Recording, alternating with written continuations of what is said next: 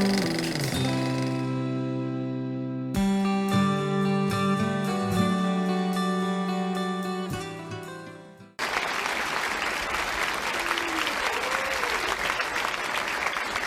to be here. They asked me what I would talk about, and I said I always talk about the same thing, the truth. And nothing but the naked truth. I don't try to camouflage it or nothing. That's the best way to be in my mind, naked and true. Look around. Most of the people in here look good, but you're all dressed up, camouflaged in your clothes. Look around again and imagine the same folks sitting next to you, naked. Some of them don't look too good now, do they? A whole lot of them looking at you saying the same damn thing. But that's the best way to be, naked. There's an old saying. They say you come into the world naked and you leave the same way, naked. I believe that. And I also intend to enjoy some naked-ass days in the meantime. I ain't got to have a whole lot of folk around. I don't need a whole lot of folk around. Sometimes I just get naked and sit down and enjoy my own damn self.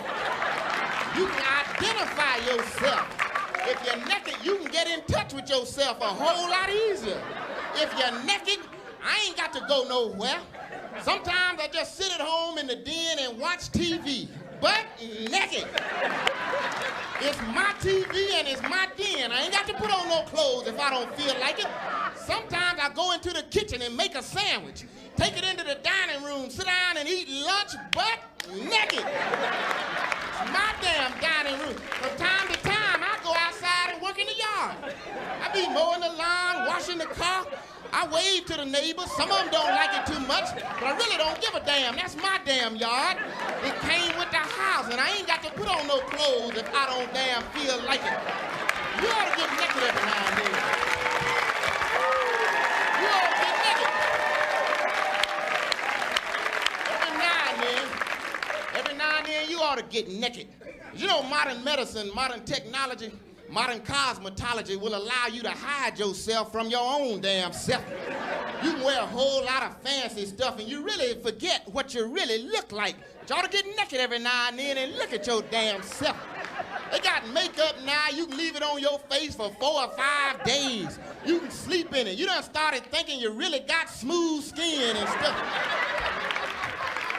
They got contact lenses. You can leave your contacts in for 10, 11, 12 months. You done started thinking your eyes are really that damn color.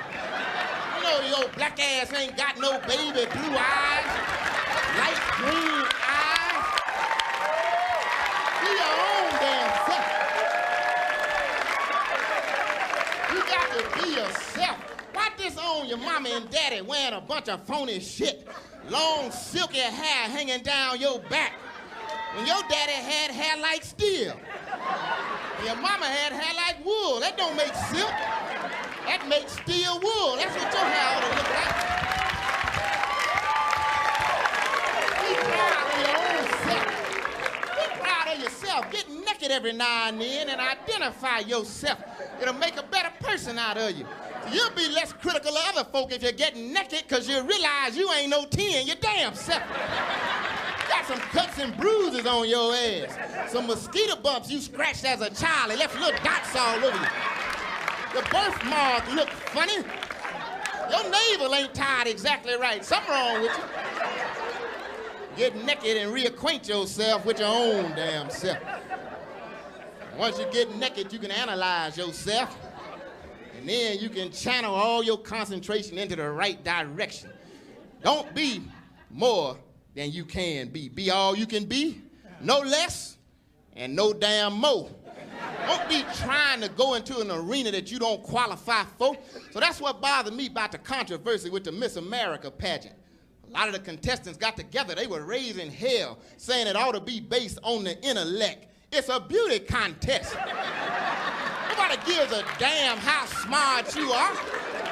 If you win, if you become Miss America, you ain't gonna make no decisions about the national economy. You ain't gonna decide nothing about no wars or none of that. You become Miss America, all you got to know how to do is wave and smile. and look the part. Nobody gives a damn how smart you are. Don't mean we don't love you if you're smart but ugly as hell. This just ain't the contest for you. If you win. If you become Miss America, you'll make about $1 million during your reign, 4 or 5 more million thereafter if you play it right. So do I think it's a shame that you got to come out in a bathing suit and a pair of high heels? Yeah, I really do. I think you ought to have to come out butt naked.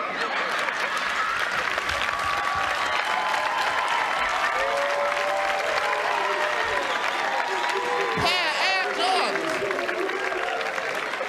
I think you ought to come out in a pair of Air Jordans.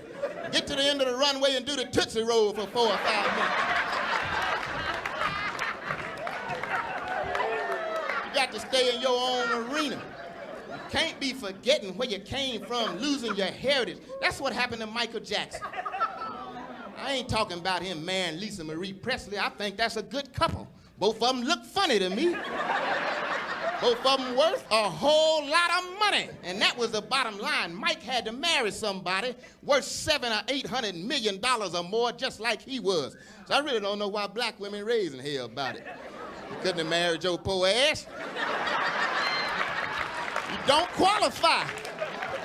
You think the media on him now? What if he'd have married you? Your 78 Cutlass Supreme parked out in front of the ramp.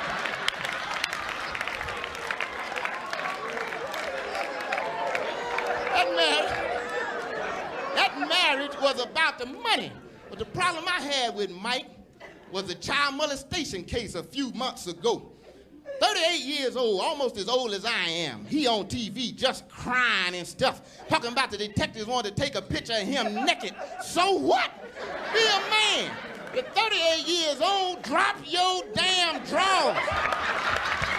Let him see. I told him, drop your damn drawers, Mike. Let him see a little polka dot penis. So what? You're traveling all over the world. Been traveling all over the world, pointing at folks, singing and stuff. Drop your drawers. Let them see your little bony, naked, shriveled up, yellow checkerboard ass. Be a man. Mike in the child molestation case gave me a problem. And I really don't believe Mike was guilty of what they accused him of. I believe he was guilty of just losing his common-ass sense, losing touch with his heritage and his culture. I believe he had the children in the bed with him. I believe he had the children in the sleeping bag with him. But I don't believe he sexually molested them. But my question is, why take a chance like that? Why have the children in your sleeping bag? If it's little people your ass likes, there are some grown-ass little people that will fit in your sleeping bag. All right. Gary Coleman. He'd have fit in the sleeping bag. Maybe not that wide head, but the rest of his little freakish-looking body. Gary, about 48 or 49 years old, wouldn't have been no child molestation suit on Mike's hands. He don't like his mama and daddy either. They had a lot to talk about all night long in the sleeping bag. Tattoo, if he wanted a white guy before he died. Tattoo would have fit in the sleeping bag. He needed the money. He needed the work. Webster, what happened to Webster? They were dating for a while. He carrying this little bitty grown man around on TV. He would have fit in the damn sleeping bag. Can't make enough money and lose your mind. So I'll never forget where I came from. I won't forget. I came up in the church. But every now and then I go visit a white church with some white friends of mine. And really, I got no problem with the content of the material. But they can't never break it down and make it relate to me because my background is so different. Even though they got some things I really like at the white churches. They gonna let out on time. I like that. 11 o'clock, 11:30 at the latest, I'm out of there. I can go to the house and watch the whole ball game. Then it's a calm situation. Ain't nobody gonna be jumping around on my feet, hollering out a bunch of personal confessions, putting my name in the stuff. I mean, I didn't want to tell all my damn business. Then they ain't gonna tell, they ain't gonna raise but 1 or 2 offerings. Ain't no billing fund, the billing is already paid for. relax. But they can't break it down and make it relate to me, so I have to stick with the old black church where y'all are jumping around acting a damn fool. I know how you feel. Been struggling all week and now you're among some more struggling folk. You feel like you can let your hair down. But I got some questions and some complaints for y'all. I want to know why you got the whole service all day long. 3 o'clock, 3:30 in the afternoon, I'm sitting in here listening to the man say the same thing over and over in different keys. Why you gotta let the choir sing the song so many times? 17 verses and the chorus between every verse. Then the little director gonna make up a verse about his personal problems. You wanna hear that? We got our own personal problems. Why you got so many offerings? Pastor's offering, deaconess offering, sick Susan May's offering. We all got sick-ass folk. Let everybody take care of their own damn sick folk. And the building fund, oh, Lord.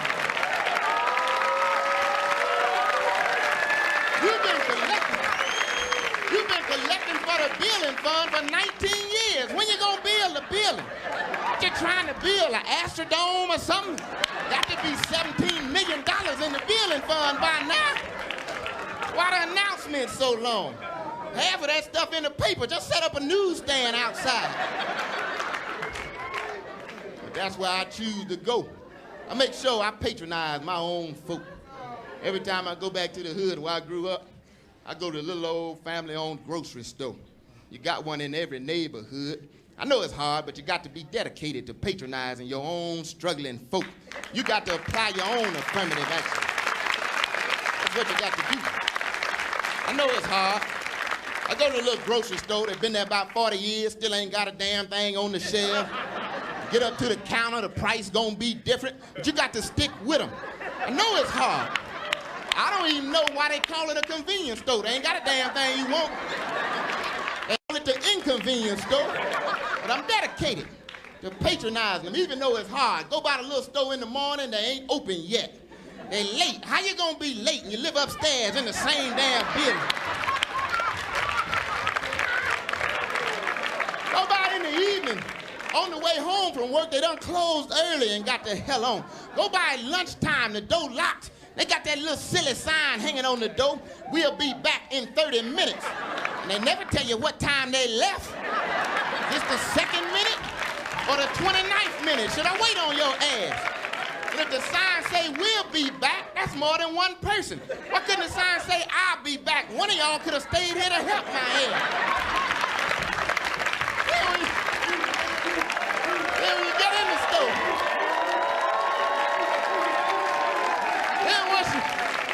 when you get in the store, they ain't got nothing you ask for.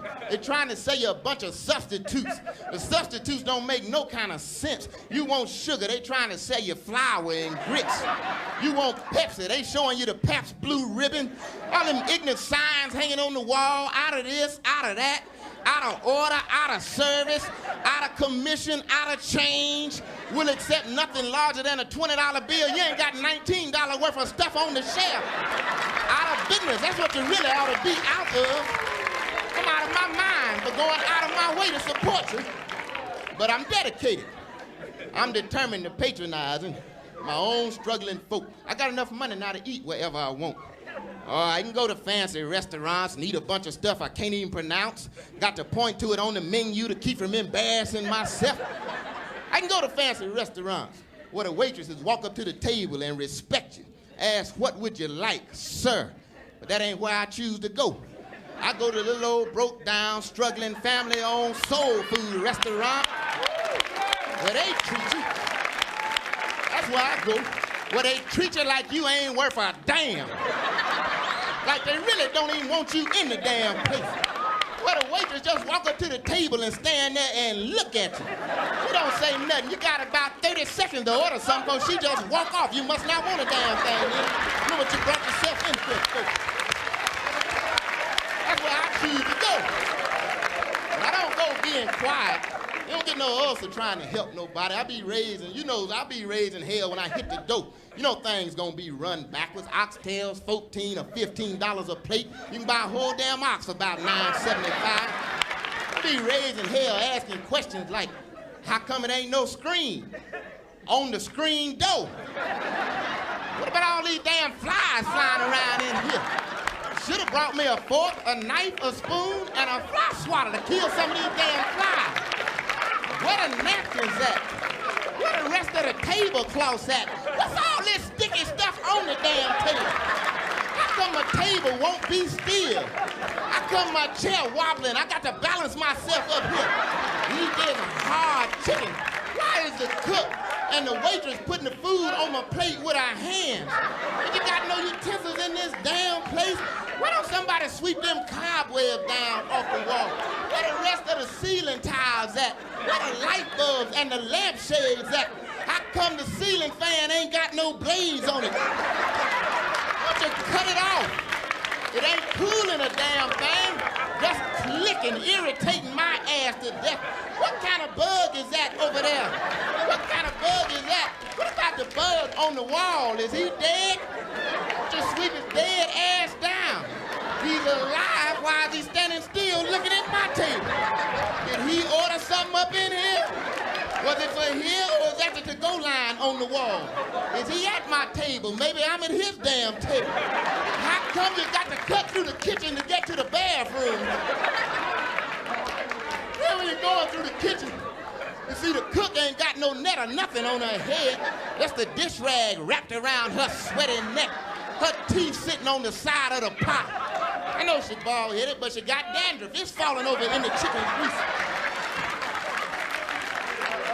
Then the other day, once I got to the bathroom and finished doing what I had to do, then I looked up and realized wasn't no toilet paper or nothing in the damn bathroom. I left my pants down round my ankles. Got up, walked back into the kitchen, snatched that dish rag off her neck, wiped myself and threw it back at her.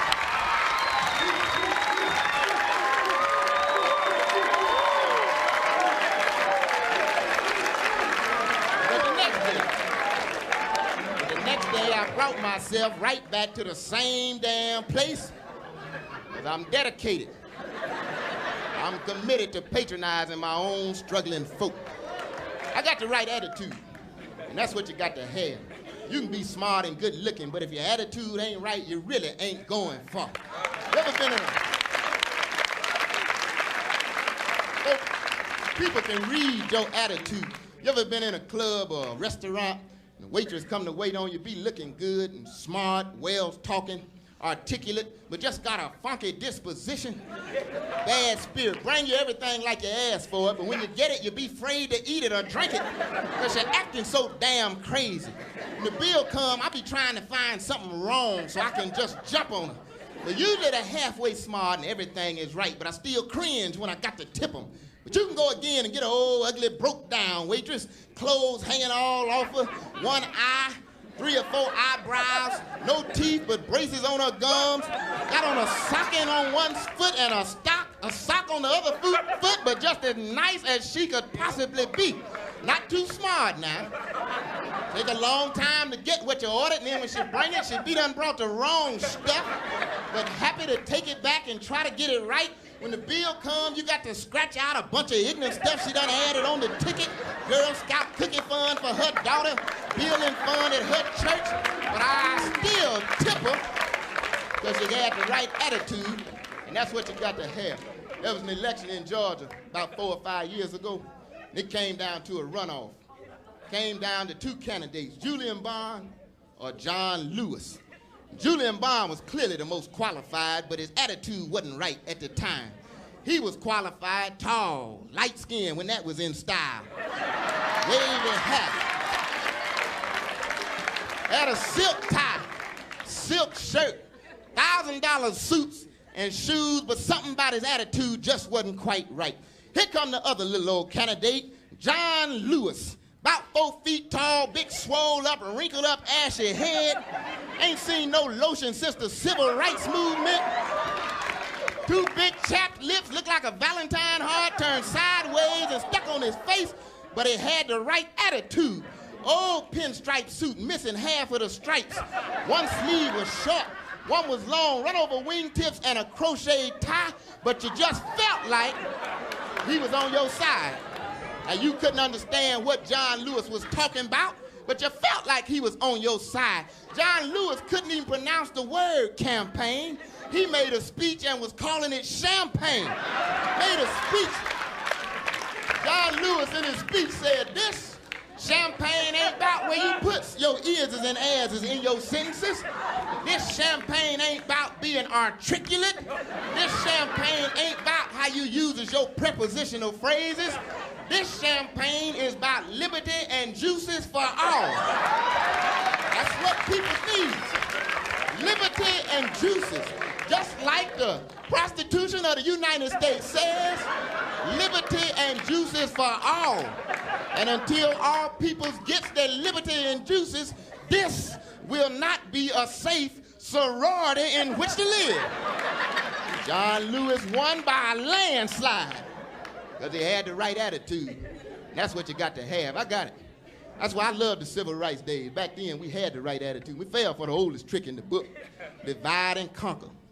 That's what happened. They created women's lib, diluted the civil rights movement in our own homes, and it bombed. That's what happened. Women's lib wasn't even a separate issue.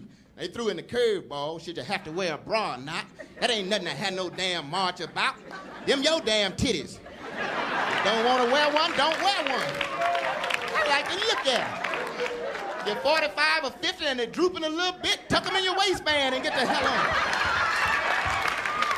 If you're 85 and they dragging on the sidewalk, shooting off sparks and shit, them your titties. The only issue was equal pay for equal work. That's common sense. Anybody that does the same job deserves the same money. That means if a white brother drives a truck and delivers 20 TVs to a destination, anybody else that does the same job deserves the same amount of money. Now, you don't have to succumb to the culture. That ain't the job. The job is to deliver the TVs. So if a Chinese man drives a truck, he gonna do it his way. The Chinese ain't that tall, can't see over the dashboard that good, probably run over a couple of pedestrians on his way to the warehouse. But if he delivers the TVs, you owe him the same amount of money. If a woman drives a truck, sure she gonna do it her way. She gonna run some people off the highway in the morning, because she be getting dressed while she driving, putting on lipstick and taking curlers out of hair and stuff. And then when she get to the warehouse, she gonna park the truck all up on the curb and stuff. But if she delivers the TVs, you owe her the same amount of money. If a brother drives a truck, sure he gonna do it his way. Gonna be some chicken grease on the steering wheel when he get there. Gonna be some Afro sheen on the back window where he took a nap. May have some watermelon seeds on the dashboard, some naked chicken bones on the floorboard, and some hot sauce bottles on the seat. He gonna be late as hell. And when he get there, he ain't gonna have all the TVs.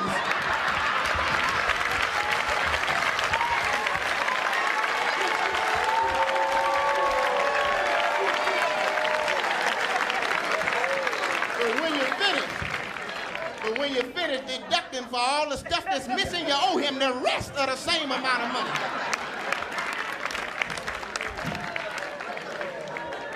I love the civil rights days. Back then, we had it different. We had it going on. We had it different, and we were protesting back then about the right thing. Back then, we were protesting about things that really mattered. And now, a lot of times, I think we get caught up with a whole bunch of stuff that don't matter. I turned TV on the other day. I saw some folk in Chicago, black folk just raising hell about somebody cutting down some trees. Some trees? Who give a damn about no damn trees? Every time I look at a tree, I think about one of us getting hung or lynched. I wish they cut down every damn tree in the United States. I'd like to stand on my front porch in Georgia and wave to some folk in New York or Mississippi somewhere. There's flat land everywhere. I don't care nothing about no damn trees. Then I saw some folk just raising hell talking about animal rights.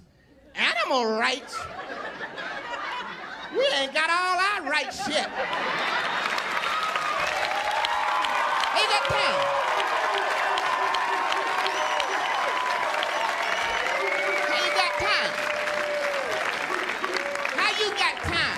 Talking about some mules in the circus jumping off a diving board into a little pool of water, huh? We plowed behind them damn mules for 700 or 800 years. Sun up to sundown, mules just dragging us through the field. Did the mules ever say anything on our behalf? The mules were laughing at our ass. Let's laugh at the mules a while. Let them jump. I hope they missed the damn pool. Don't tell them about them mules. And I didn't like that movie they made either. Free Willy. A damn fish. Free my Uncle Willie. His ass been locked up for 5 years. Uncle Willie said he didn't do nothing. I'm Don Curry.